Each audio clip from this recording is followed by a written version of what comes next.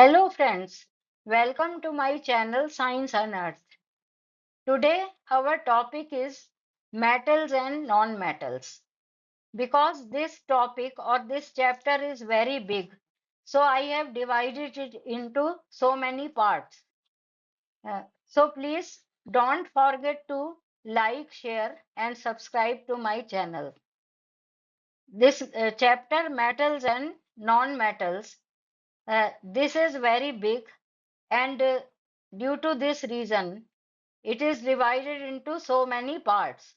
So please watch all the videos, then you will get the full detail of metals and non-metals. So these metals, if we see, there are certain elements that are called metals. Metals are the elements that conduct electricity and heat. Metals are ductile and malleable. Now, this is the definition of metals, that these are certain elements that are called metals, and these metals, they have all these properties, like they conduct electricity, conduct heat, ductile and malleable. So I will discuss all these properties in detail further. So first we have to learn the definition only, that the elements which have these properties, they will be called as metals. जो भी elements हैं हमारे उसमें अर्थ के ऊपर, तो उनके अंदर जिसमें ये प्रॉपर्टीज हैं, इलेक्ट्रिसिटी कंडक्ट करने की, हीट कंडक्ट करने की, मेटल्स डक्टाइल होते हैं, malleable होते हैं. And what are ductile and malleable? So I will discuss it in detail further. So the examples of metals are copper, silver, gold, aluminium, iron, zinc, etc. ये उसके examples हो गए.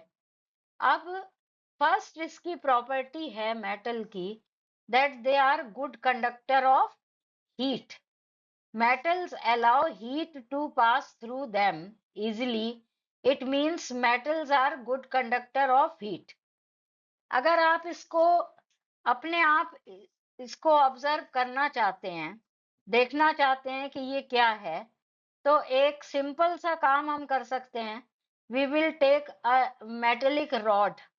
Iron की rod ले लो आप, किसी भी मेटल की एक रॉड ले लो, और उसका जो एक एंड है वो आप अपने गैस के बर्नर पे रखें, और दूसरा हैंड जो उसका एंड है वो अपने हैंड में रखेंगे, हाथ में.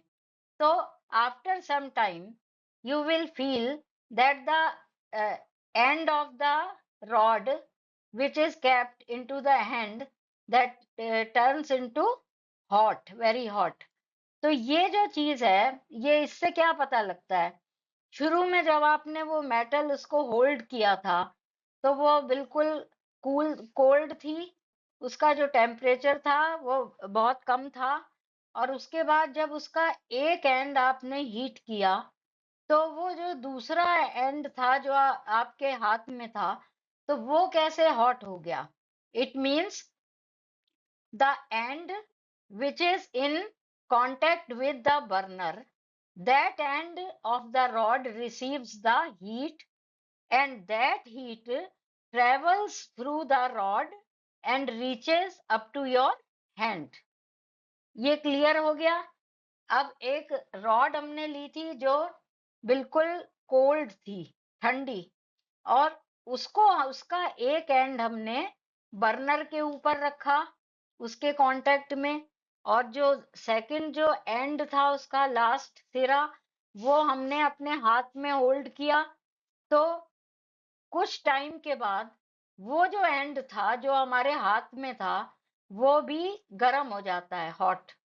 तो ये इससे क्या क्लियर हुआ, आपने जो हीट है उसको, उसके एक एंड को हीट किया, रॉड का जो एंड उसके बर्नर के कांटेक्ट में था उसको हीट दी थी, तो वो हीट आपके हाथ तक कैसे पहुंच गई, वो बिल्कुल क्लियर है that the heat which is received by the that end travels through the whole rod, उस पूरे रॉड में से वो ट्रेवल करती है, then it reaches to your hand. So this is the clear example of good conduction of heat. ये clear example आप अपने आप देख सकते हैं। तो इससे क्या क्लियर हुआ, metals they allow heat to pass through them easily.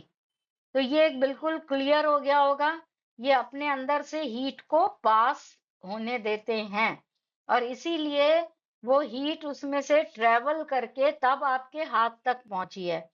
It means metals are good conductor of heat.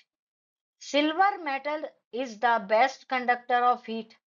If we compare the conduction power of all the metals, इनकी जो कंडक्टिविटी है उसको अगर हम कंपेयर करें कि कौन सी मेटल ज्यादा गुड कंडक्टर है, कौन सी मेटल जो है वीक कंडक्टर है हीट का, तो उससे कंपैरिजन में हमें पता लगा कि silver metal is the best conductor of heat. Copper and aluminum metals are also very good conductor of heat.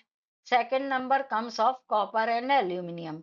Due to this reason, utensils for cooking purpose and water boilers are made of copper and aluminum. When we cook our food or if we boil water, then the utensil or the pot which contains this water or cooking material, so that is made up of copper और aluminium. ये जो utensils हैं हमारे cooking के, वो metal के क्यों बनाए जाते हैं? क्योंकि जो कुकिंग मटेरियल है वो उस कंटेनर के अंदर है और जो मेटल है वो गुड कंडक्टर ऑफ हीट है, तो वो अपने अंदर से हीट को पास आउट होने देती है और वो जो हीट है वो उस फूड तक पहुंचता है और उसको कुक कर देता है। तो इसलिए ये utensils, water boilers, they are all made up of aluminium and copper which are metals. On the other hand, lead is the poorest conductor of heat. lead जो मेटल है वो सबसे कम कंडक्टर, सबसे पुअर कंडक्टर होता है heat का। Now, what happens when we heat a metal? When we heat a metal, then energy is given to its atoms. Now, I will tell you one thing that the metal is made up of atoms. वो जो आपकी rod थी metal की, उसके अंदर बहुत सारे atoms थे, उसके मेटल के एटम्स। तो जब हमने उसको हीट किया, उसके एक एंड को हीट किया था बर्नर से, तो वो हीट एनर्जी हमने रॉड को दी और उस हीट एनर्जी से जो एटम्स थे उनको एनर्जी मिली। किसके एटम्स? उस मेटल के एटम्स जो अंदर थे उसको एनर्जी मिली and then they start vibrating. When the atoms of the metal get energy in the form of heat, then they start moving or vibrating.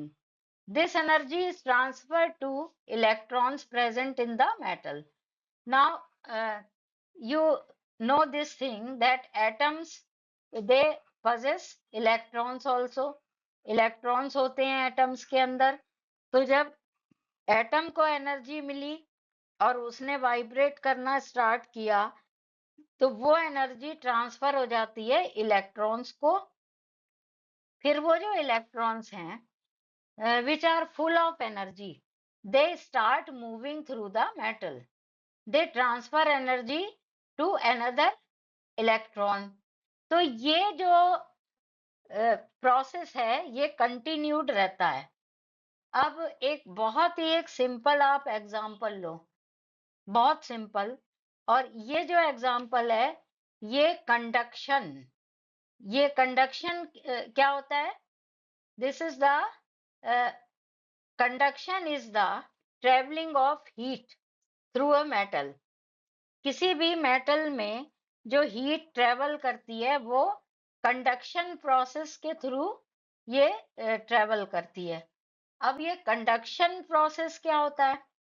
इसमें जब हम हीट देते हैं मेटल को, तो उसके जो एटम्स हैं वो उनको एनर्जी मिलती है, और उसके जो इलेक्ट्रॉन्स हैं they get energy, and one electron passes this energy to other electron, then the next one passes it to other electron. In this way this heat energy is taken from one end to the last end. अब ये जो clear करना है इसको, एक बहुत ही simple example है जो हम अपनी डेली लाइफ में देखते हैं। कहीं पे अगर कोई बिल्डिंग कंस्ट्रक्ट हो रही होती है, किसी बिल्डिंग का कंस्ट्रक्शन हो रहा होता है, तो उसमें कभी कभी ऐसा होता है कि जो जितने भी लेबर्स होते हैं, वो जो काम करने वाले जो लेबर्स होते हैं वहां पे, तो वो एक लाइन बना के खड़े हो जाते हैं, और एक जो है एक एक फर्स्ट लेबर वो दो तीन जो ब्रिक्स हैं, ईंटें, वो उठाता है। Then he gives this brick to the next one, and that fellow gives the brick to its next. तो ये जो प्रोसेस है, इससे क्या होता है कि जो लेबर्स हैं उन्होंने तो अपनी पोजीशन फिक्स रखी, जो जहां पे खड़ा हुआ था वो खड़ा रहा, और फर्स्ट लेबर ने ब्रिक ली हाथ में, उसने नेक्स्ट को दी, और नेक्स्ट वाले ने अपने नेक्स्ट को दी, और इस तरह से जो ब्रिक है वो लास्ट में उस बिल्डिंग तक पहुंच जाती है। तो ये जो प्रोसेस है जिसमें कि वो जो पार्टिकल्स हैं they don't leave their positions, इसमें क्या होता है कि जो इलेक्ट्रॉन्स हैं वो अपनी पोजीशन को नहीं छोड़ते, जो जहां है वो वहीं पे रहता है, फिक्स रहता है। वो सिर्फ जो हीट एनर्जी उन्होंने ली है उसको ट्रांसफर करते जाते हैं।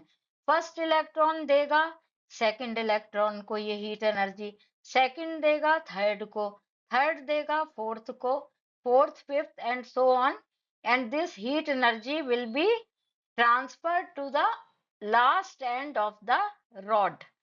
तो ये जो प्रोसेस है ट्रांसफर ऑफ हीट का, this is called as conduction, ये कंडक्शन कहलाता है। तो ये जो मेटल्स होते हैं, ये इसी तरह से इसमें कंडक्शन ऑफ हीट होता है। when the electrons full of energy they move through the metals, they transfer energy to other electrons. In this way heat is conducted from one end of the metal to another. This is called as thermal conductivity. तो इस तरह से heat transfer हो जाती है metal के अंदर, उसके अंदर वो चलती है हीट, और एक पॉइंट से दूसरे पॉइंट पे ट्रांसफर हो जाती है। This is the process. Now this process is shown on the screen in the form of experiment. ये स्क्रीन पे दिखाया गया है। इसमें एक मेटेलिक रॉड ली गई है, और उसके ऊपर ये वैक्स से ये जो नेल्स हैं उनको फिक्स किया गया है। मतलब वो वैक्स से उस पे रॉड के ऊपर ये नेल्स चिपके हुए हैं, उसी से कांटेक्ट इंटैक्ट हैं ये। ठीक है। अब क्या है कि ये जो रॉड है उसका एक एंड हीट किया जाता है, और उसमें ये देखा गया कि जो नेल नियरेस्ट है बर्नर के, ये सबसे पहले नीचे आ जाता है। So how it happens? when heat is taken by this rod, then heat travels through the rod and the wax melts and that nail falls down. So this is the process. इसमें line से आप देखेंगे जितने भी nails हैं वो धीरे धीरे उनकी वैक्स मेल्ट होती जाती है और वो गिरते जाते हैं। तो ये हीट का ट्रेवलिंग दिखा रहा है experiment. Now metals are good conductor of electricity also. Electricity भी इनके अंदर से बहुत आराम से, बहुत इजीली ट्रेवल करती है। और यही रीजन है कि एक बात हम बहुत बार ये अपनी डेली लाइफ में इसको देखते हैं और सुनते हैं कि कोई भी इलेक्ट्रिकल अप्लायंस है या कोई और इलेक्ट्रिक पोल्स हैं रोड पे, तो इनको किसी मेटेलिक रॉड या उससे टच नहीं करना चाहिए। उसका रीजन यही है कि अगर आप किसी मेटेलिक रॉड से उसको टच करेंगे तो जो इलेक्ट्रिसिटी है वो मेटेलिक रॉड में से ट्रेवल होके आपके बॉडी तक आ जाएगी, and that will be harmful for us. So this is due to the conductivity of electricity. So good conductor of electricity means that metals allow electricity to pass through them easily. अपने अंदर से वो electricity को बहुत ही आसानी से पास होने देते हैं। And the best example is silver. Silver metal is the best conductor of electricity. Silver metal best conductor होता है। Next to silver, copper metal is the second best, then followed by gold, aluminium and tungsten. First number पे silver, second copper, ये best conductor हुए electricity के, और उसके बाद और मेटल्स का टर्न आता है। Generally, we see in our daily life that electric wires are made up of copper and aluminum metals because they are good conductors of electricity. ये वायर्स जो हम लगाते हैं तो उसमें हमें इलेक्ट्रिक कंडक्ट करवानी होती है ना, एक पॉइंट से दूसरे पॉइंट पे ले जानी होती है electricity. So the metal which if it is a good conductor of electricity, then only this process is possible. तब ये पॉसिबल हो सकता है कि वो जो वायर्स हैं तो वो उसको कंडक्ट करें। Then they are good conductor of electricity. Why? The answer is that they contain free electrons. These free electrons move easily through the metals and conduct electricity.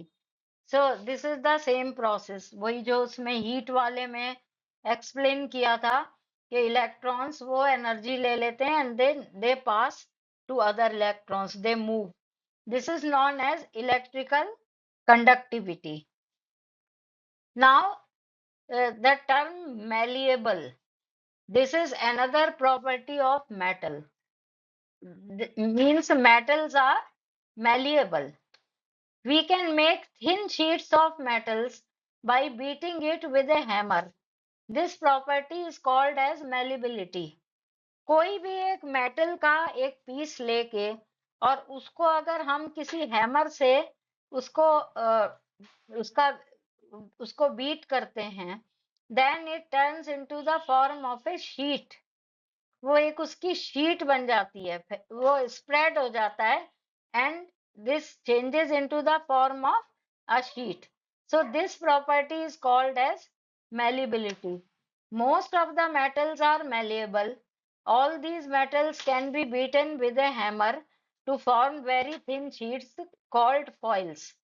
बहुत इसमें थिन शीट्स भी बनती हैं और उनके लिए एक पर्टिकुलर नाम होता है foils. We use these foils in our day to day life. The silver foils are used for decorating sweets. बहुत सारी स्वीट्स के ऊपर आपने देखा होगा सिल्वर फॉइल्स लगी हुई होती हैं, तो ये भी इसी प्रोसेस से बनती हैं। Silver is beaten with the help of hammer to form these silver foils, या उनको बहुत एक हार्ड प्रेस किया जाता होगा, उससे ये सिल्वर फॉइल्स बनते हैं which are used for decorating sweets. Aluminium foils are used for packing food items. So these are used for packing food items. Copper sheets are used to make cooking and other utensils. Copper sheets use होती हैं, उनसे ये utensils बनते हैं cooking के। Iron sheets are used to make water tanks, drums and boxes.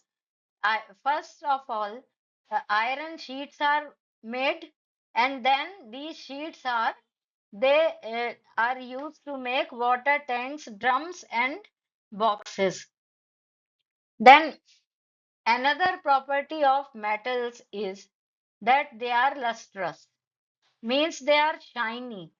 जो metals आपने देखे हैं तो इनकी सरफेस ऐसी होती है कि वो शाइन करती है सरफेस। तो ये जो प्रॉपर्टी है ये इसमें शाइनिंग होती है सरफेस पे, it means metals are lustrous. The properties of metals of having a shining surface is called metallic luster. Luster means चमक, जिसको हिंदी में कहते हैं। तो ये जो प्रॉपर्टी है कि उनमें लस्टर होता है, चमक होती है, so this is called as that the metals are lustrous. Because of this property, metals are useful in making jewelry and decoration pieces. Sometimes they are used as good reflectors of light. अब ये जो इनकी चमक होती है, इसकी यही reason है कि they are used in making jewellery and decoration pieces. तो वो उसको देखने में बहुत अच्छे लगते हैं due to its lustre. Sometimes they are used as good reflectors of light. अब ये शाइनिंग सरफेस है, तो इसके ऊपर अगर लाइट फोकस की जाए तो शाइनिंग सरफेस होने की वजह से ये उसको रिफ्लेक्ट बैक कर देती हैं लाइट को। तो this is called as metallic lustre. Because of this property metals are used for making jewelry and decoration pieces. But on the other hand, if we keep a metal in open for a long time, then they lose their luster because of corrosion. अब आप एक बहुत ही एक अच्छा वो iron iron का जो वो है, कोई भी ऑब्जेक्ट आयरन की, वो बिल्कुल ब्रांड न्यू, उसको आप कहीं पे रख के छोड़ दें, either on your terrace or somewhere in your house for a long time, then you will see that its shining surface turns into a very luster, all disappears after some time. So if it is kept in open for a long time, then they lose their luster. वो अपनी चमक उनकी खत्म हो जाती है। तो gold and silver are used to make jewelry because of their shine. So this is metals are lustrous. So this is the property of metal. Then metals are ductile. Ductiles का मतलब क्या होता है? That metals can be drawn into thin wires. हम metal के बहुत thin wires बना सकते हैं, and this property is known as ductility. इस प्रॉपर्टी को कहते हैं डक्टिलिटी। ये मेटल्स के अंदर ही ये प्रॉपर्टी होती है कि उनसे आप वायर्स बना सकते हैं, और ये जो प्रॉपर्टी है इसको कहते हैं हम ductility. As for example aluminium, iron, copper, they are available in the form of wires. जितने भी वायर्स बनाए जाते हैं इलेक्ट्रिकल पर्पस के लिए या और कहीं भी, तो ये सब ड्यू टू द कैसे बनते हैं? Due to the ductile nature of metals. Aluminium, iron, copper, इन सब के वायर्स बनाए जाते हैं, and because metals are ductile, so they can be converted in the form of thin wires. All the metals differ in their ductility. Gold is the most ductile metal. Silver is also ductile. तो ये gold और silver ये बहुत ductile है। इसका मतलब कि इनके जो वायर्स हैं वो बहुत ही इजीली बनाए जाते हैं। अब कोई भी ज्वेलरी जब एक फ्रेम की जाती है, बनाई जाती है, उस ज्वेलरी में डिजाइन बनाना होता है, और उसमें अगर कोई भी मेटल जिसके की वायर्स के फॉर्म में अगर उस मेटल को हम ला सकते हैं, so that metal is suitable for making jewellery. अगर उसके वायर्स होंगे, then with the help of these thin wires we can frame certain designs, उसमें डिजाइन बना सकते हैं। तो ये होता है। The wires of tungsten metals, they are used for making the filament of electric bulbs.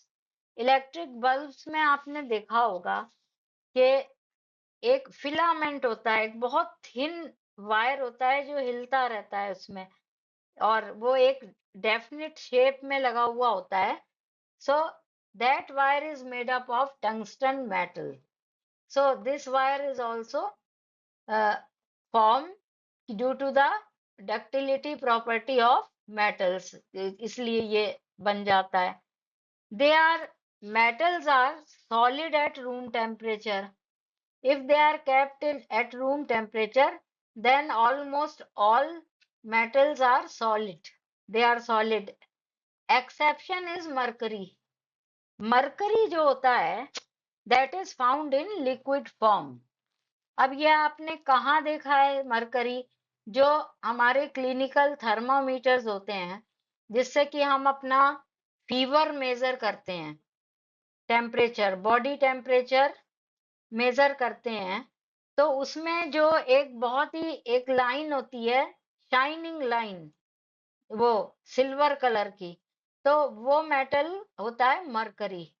So this is found in liquid form at room temperature. So this property of mercury is used in making thermometers for measuring body temperature. ये mercury की जो एक property है कि वो liquid state में भी मिलता है, उसको हमने यूज किया थर्मोमीटर्स बनाने के लिए। Metals are generally hard. Most of the metals are very hard, but the exceptions are sodium and potassium. These are the exceptions. जितने भी मेटल्स हैं आप देखेंगे वो सब हार्ड होते हैं, लेकिन ये जो सोडियम और पोटेशियम होते हैं, तो इनको आप नाइफ की हेल्प से कट कर सकते हैं। As you cut vegetables and fruits, just like them, the potassium and sodium, they are can also be cut into pieces with a knife. इतने सॉफ्ट होते हैं ये metals. They have high melting and boiling points. Their melting and boiling points they are high. मतलब जो metals होते हैं solid, तो वो बहुत हाई टेम्परेचर पे मेल्ट होते हैं, तो उनका मेल्टिंग पॉइंट हाई हो गया। अच्छा, जो लिक्विड के शेप में होते हैं, लिक्विड के फॉर्म में, तो उनको अगर हम बॉईल करें तो वो बहुत हाई टेम्परेचर पे बॉईल होते हैं। It means the metals have high melting and boiling points.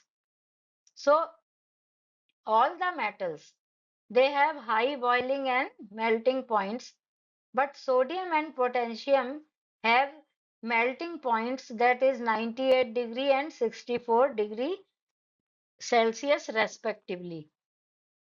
The melting point of gallium and cesium are so low that when we keep it, then they start melting in hand. मतलब जो gallium और caesium, ये जो metals हैं, अगर आप इनको hold करो हैंड से, अपने हाथ के ऊपर रख लो और उनको होल्ड करो हाथ से, अपने हैंड से, देन दे स्टार्ट मेल्टिंग। तो ये स्टार्ट हो जाते हैं मेल्ट होना। अब इनको, इनके लिए मेल्ट होने के लिए इतनी कम क्वांटिटी हीट की सफिशिएंट है। जो हीट इन्होंने हमारी बॉडी से ली, हैंड से ली, बस वही सफिशिएंट है इनकी मेल्टिंग के लिए। It means melting point of gallium and caesium, they are very low. When we keep it, then they start melting in hand. So this is the property. Now metals have high densities, means that metals are heavy substances, but sodium and potassium are very light. So this is the property that they have high density. Other property is metals are sonorous. Sonorous means when we strike metal with a solid object, like wooden log, then it makes sound. The property of metals is called sonorousness or sonority. Due to this property, metals are used to make bells and strings of musical instruments. ये जो bells होती हैं कहीं भी temple में या और जगह पे, तो वो भी इसी प्रिंसिपल पे वर्क करती हैं। वो बेल्स बनी हुई होती हैं मेटल्स की, and when we strike them with a wooden log और the with a metallic log, then they produce a sweet sound, एक सोनोरस, एक बहुत अच्छी साउंड प्रोड्यूस करते हैं। और ये जो प्रॉपर्टी है मेटल्स की, तो इसको हम कहते हैं सोनोरिटी। और इसी प्रॉपर्टी की वजह से जो म्यूजिकल इंस्ट्रूमेंट्स हैं जैसे सितार है, गिटार, वायलिन, उसमें स्ट्रिंग्स देखी होंगी, उसमें ऐसे वायर्स होते हैं, तार, स्ट्रिंग्स कहलाते हैं वो। They are all made up of metals because when we strike those strings, then they produce sound. So the property of producing sound is known as sonority. ये metals के अंदर ये property भी पाई जाती है। Then now we will proceed to chemical properties of metals. अभी जो आपने properties इसकी study करी वो सारी physical properties थी। अब हम इनकी जो केमिकल प्रॉपर्टीज हैं उनको स्टडी करेंगे, जो भी इनके केमिकल रिएक्शंस हैं और बहुत सारे एलिमेंट्स के साथ या और भी, वो सब केमिकल प्रॉपर्टीज में आते हैं। So first we will see the reaction of metals with water. अब वाटर के साथ इनका क्या रिएक्शन होता है, वो ये है कि when metal reacts with water, a metal hydroxide and hydrogen gas is formed. So two things are formed, means products are metal hydroxide and hydrogen gas. These are the two products. Example we can take potassium. When potassium reacts with cold water to form potassium hydroxide, hydrogen gas and heat. ये जो potassium होता है जब इसको water के साथ react करवाते हैं तो पोटेशियम हाइड्रोक्साइड बनता है और हाइड्रोजन गैस रिलीज होती है और हीट भी बहुत सारी रिलीज होती है। और ये ऐसा है कि कुछ ऐसे मेटल्स हैं जो कोल्ड वाटर के साथ रिएक्शन दे देते हैं, कर लेते हैं। कुछ ऐसे मेटल्स हैं जो कोल्ड वाटर के साथ रिएक्ट नहीं करते, हॉट वाटर के साथ रिएक्ट करते हैं। और बहुत सारे मेटल्स ऐसे भी हैं जो कि स्टीम के साथ रिएक्ट करते हैं, ना कोल्ड के साथ ना hot water, they require steam for reaction. So these are the different cases, but the case of potassium, the case of potassium is that it reacts with cold water. It easily reacts with cold water to form potassium hydroxide and hydrogen gas. In the same way, sodium reacts with cold water to give sodium hydroxide and hydrogen gas is formed. So this is the reaction. Na plus 2H2O equal to NaOH plus H2 and heat. Some metals do not react with cold water, as I have earlier told you. So they either react with hot water or steam. Example is magnesium. Magnesium reacts with hot water to form magnesium hydroxide and hydrogen. So this is the reaction. Now zinc reacts with steam. ये इसके लिए steam की requirement होती है। तो ये जो metals हैं ये वाटर से रिएक्ट करते हैं, लेकिन डिफरेंट केसेस हैं अलग अलग। कुछ मेटल्स कोल्ड वाटर से रिएक्शन दे देते हैं, कुछ मेटल्स हॉट वाटर से रिएक्ट होते हैं, और कुछ मेटल्स ऐसे हैं ना कोल्ड वाटर से रिएक्ट होते ना हॉट से, they only react with steam. So this is the case. Now next is chemical properties of metals. In under this heading comes the of metals. Reaction of metals with oxygen. The reaction of metals with oxygen is different in different metals. Some metals react with oxygen at room temperature, some metals on heating and some on strong heating. So this is the difference. This depends upon the reactivity of the metals. Sodium and potassium are very reactive. They react easily with the oxygen of the air.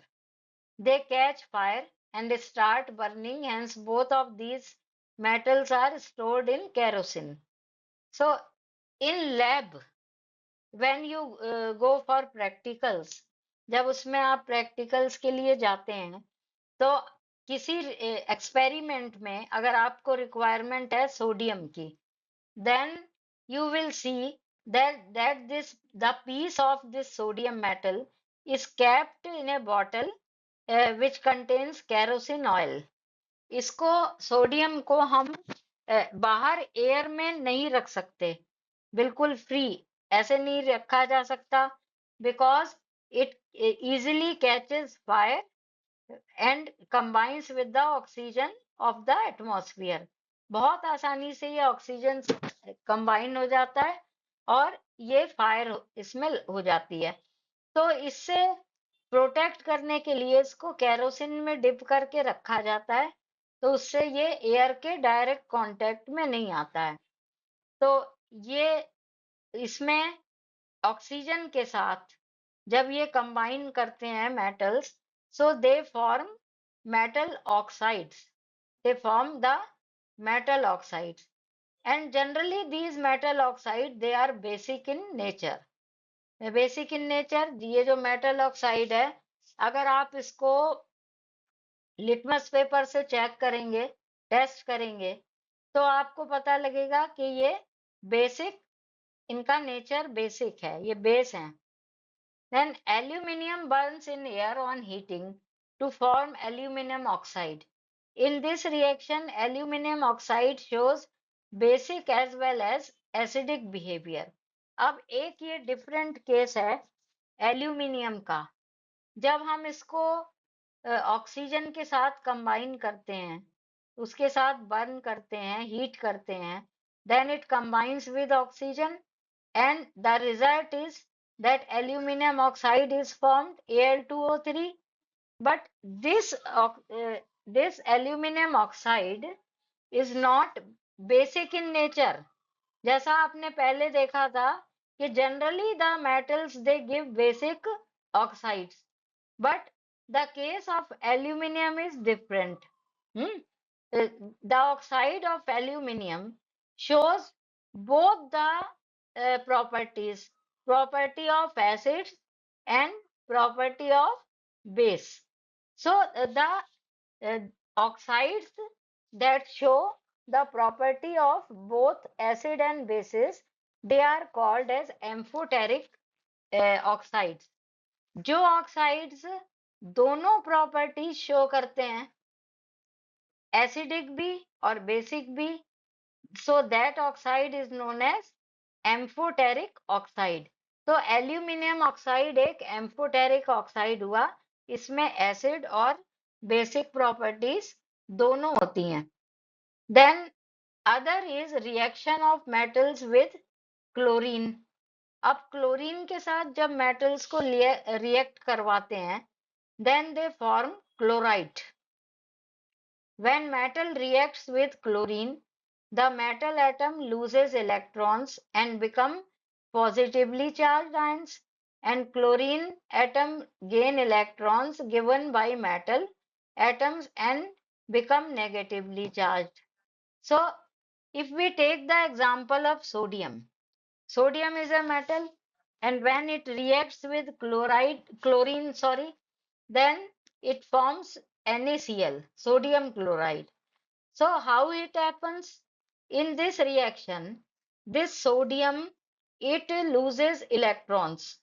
जो भी metal होगा इस reaction में वो electrons loose करेगा, और electron जब loose करेगा तो वो पॉजिटिव आयन में कन्वर्ट हो जाएगा, then it will form positive ion, and the electron which is given by sodium, that is accepted by chlorine. जो इलेक्ट्रॉन सोडियम रिलीज करता है, देता है या डोनेट करता है, तो वो जो इलेक्ट्रॉन है वो क्लोरीन ले लेता है। तो सोडियम ने इलेक्ट्रॉन रिलीज करा अपने अंदर से, then it becomes positively charged atom, and the electron given by sodium is accepted or taken by chlorine. So after taking this electron, it changes into negative ion, negatively charged ion. So one ion is positive in this NaCl. If we see this sodium chloride, then its Na part is positively charged and Cl part is negatively charged. So this can work as electrolytes in solution. अब कोई भी chemical compound जो solution के अंदर electricity conduct करता है वो electrolyte कहलाता है। अब कौन इलेक्ट्रिसिटी कंडक्ट करेगा? जहां पे पॉजिटिव और नेगेटिव आयंस होंगे, वही कैरियर होते हैं इलेक्ट्रिसिटी के। तो इसमें सोडियम क्लोराइड में ये सोडियम पॉजिटिव आयन हो गया, क्लोराइड नेगेटिव आयन हो गया, और क्योंकि पॉजिटिव नेगेटिव आयंस हैं यही इसमें इलेक्ट्रिसिटी कंडक्ट करते हैं, and due to this property the aqueous solution of sodium chloride is that the solution of sodium chloride works as an electrolyte. So this is called as conductivity of electricity. तो ये एक इसकी chemical property हो गई। Then next is reaction of metals with dilute acids. अब किसी metal को अगर डाइल्यूट एसिड से रिएक्ट करवाएंगे तो उससे क्लोराइड बनता है और हाइड्रोजन गैस रिलीज हो जाती है, ये रिएक्शन होता है। अब इसमें कॉपर जो है वो एक एक्सेप्शन है, it does not react with dilute hydrochloric acid, and it means copper is less reactive. Copper is less reactive. Now we will discuss the reason why metals displace hydrogen from acids. अब ये जो reaction आपके सामने screen पे है Cu plus HCl, in this reaction और नहीं Cu plus HCl नहीं है तो रिएक्शन ये रिएक्ट नहीं करेगा, लेकिन इसको हम दूसरा एग्जांपल ले सकते हैं Mg plus HCl, it forms MgCl2. So in this reaction Mg displaces hydrogen from HCl. HCl में से जो हाइड्रोजन है उसको डिस्प्लेस कर दिया Mg ने, उसको हटा दिया, और जो हाइड्रोजन की जो प्लेस थी उस पे Mg खुद बैठ गया, जाके हाइड्रोजन को अलग कर दिया, हाइड्रोजन को रिप्लेस कर दिया या डिस्प्लेस कर दिया, कुछ भी बोला जा सकता है। तो ये जो काम होता है displacement of hydrogen from acid, so how it happens, what is the reason behind this? Metals which are more reactive than hydrogen are able to lose electrons easily. अब हाइड्रोजन से ज्यादा रिएक्टिव यहाँ पे है Mg, मैग्नीशियम, तो इसलिए उसने hydrogen को डिस्प्लेस कर दिया और उसके साथ क्लोराइड फॉर्म कर लिया Cl के साथ। तो जो मेटल ज्यादा रिएक्टिव होता है हाइड्रोजन से वो बहुत जल्दी इलेक्ट्रॉन्स लूज करता है, and they replace hydrogen from dilute acids to produce hydrogen gas. The metals which are above hydrogen in the activity series displace hydrogen from dilute acids. Those metals which are below hydrogen in the reactivity series do not displace hydrogen from dilute acids. अब ये जो reactivity series है, ये अब आपको मैं explain करूंगी। ये स्क्रीन पे आप देखिए एक रिएक्टिविटी सीरीज बनी हुई है, जो कि ये पोटेशियम से स्टार्ट हुआ है और गोल्ड पे फिनिश हुआ है। तो this is called as reactivity series of metals. इसमें आप सेंटर में थोड़ा सा नीचे को देखिए, हाइड्रोजन है लिखा हुआ। तो जो भी मेटल्स जो हाइड्रोजन से ऊपर की साइड पे आते हैं, अपर साइड पे, they will be more reactive than hydrogen. ये जो रिएक्टिविटी सीरीज है, ये इसी बेस पे बनाई गई है कि कौन से मेटल्स हाइड्रोजन से ज्यादा रिएक्टिव हैं, तो उनको हाइड्रोजन से ऊपर रखा गया है रिएक्टिविटी सीरीज में। और जो मेटल्स हाइड्रोजन से लेस रिएक्टिव हैं, कम रिएक्टिव हैं, they are placed below the hydrogen, उनको हाइड्रोजन से नीचे रखा गया है। तो ये एक रिएक्टिविटी सीरीज या एक्टिविटी सीरीज फॉर्म की गई है ये। तो इसमें जो हाइड्रोजन से ऊपर जो भी ये मेटल्स रखे हुए हैं, तो वो जो मेटल्स हैं वो किसी भी रिएक्शन में हाइड्रोजन को डिस्प्लेस कर सकते हैं, हाइड्रोजन को हटा सकते हैं किसी कंपाउंड में से और उसकी जगह पे खुद बैठ सकते हैं। और जो मेटल्स हाइड्रोजन से नीचे हैं, जिनका प्लेसमेंट, वो हाइड्रोजन को डिस्प्लेस नहीं कर सकते। It means they are less reactive than hydrogen, they are less reactive. तो ये जो रिएक्टिविटी सीरीज है, ये इस पे बेस्ड है कि कौन से मेटल्स हाइड्रोजन से ज्यादा रिएक्टिव हैं और कौन से मेटल्स हाइड्रोजन से कम रिएक्टिव हैं। अब एक चीज जो कोई भी सोच सकता है वो ये है कि ये जो हाइड्रोजन है ये मेटल नहीं है, तो इसको इस सीरीज में क्यों रखा गया है, ये सारी मेटल्स के बीच में हाइड्रोजन को क्यों रखा गया है।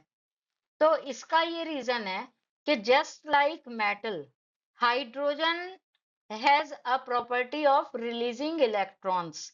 जैसे मेटल्स इलेक्ट्रॉन रिलीज करते हैं, इसमें आपने सोडियम के रिएक्शन में देखा था कि सोडियम ने इलेक्ट्रॉन रिलीज करा और वो इलेक्ट्रॉन एक्सेप्ट कर लिया था क्लोरीन ने। तो जो मेटल्स इलेक्ट्रॉन रिलीज करते हैं, so hydrogen has similar property just like metals. Metals की जो प्रॉपर्टी होती है वही हाइड्रोजन के अंदर है, releasing of electrons. So it is placed in between these metals. So this reactivity series can help us to understand what which metal will be more reactive than hydrogen and which metal will be less reactive than hydrogen. ये reactivity series अगर सामने है तो हम ये पता लगा सकते हैं। अब एक चीज और आ गई इसमें, वो आगे होगी डिटेल में, लेकिन इन शॉर्ट मैं बता रही हूँ। अगर कहीं पे ये सामने रिएक्टिविटी सीरीज रखी हुई है और एक क्वेश्चन है कि कोई डिस्प्लेसमेंट रिएक्शन पॉसिबल है कि नहीं है, तो then you can see this reactivity series. If the metal is above the hydrogen, then that metal can displace hydrogen. It means displacement is possible. And if the metal is placed below the hydrogen, it means it will be less reactive, then that displacement is not possible. So this is all about this properties of metals. ये एक metals का एक portion जो इस video में discuss हुआ है। इसमें मेटल्स के बारे में और भी हमें डिटेल में पढ़ना है, and that you will get in my next videos. So please watch all the videos, then you will get the full details of this chapter. Now, please don't forget to subscribe my channel. If you subscribe my channel, then you will get all the new videos automatically in your phone. So this is the benefit. So please subscribe to my channel. Thank you very much.